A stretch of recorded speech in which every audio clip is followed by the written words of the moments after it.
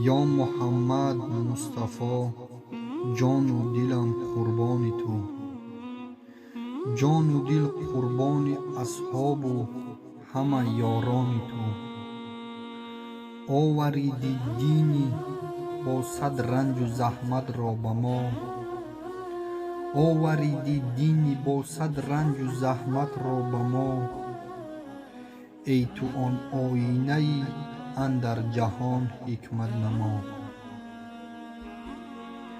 کس نشد با تو برابر جز خداوندی کریم، کس نشد با تو برابر جز خداوندی کریم. مهربان بودی و غمخوار و بس و مردی حلیم.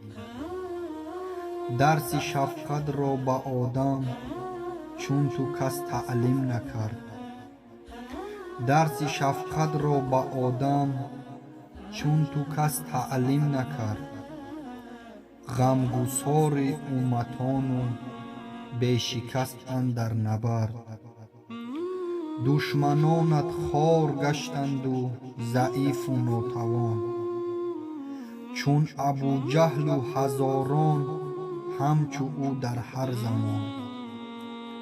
تا قیام دهر دینت پرچم افشانی کند، تا قیام دهر دینت پرچم افشانی کند.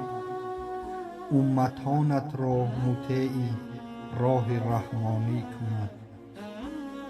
یا خدایا بندگان را با شفاعت وصل کن، یا خدایا بندگان را با شفاعت وصل کن.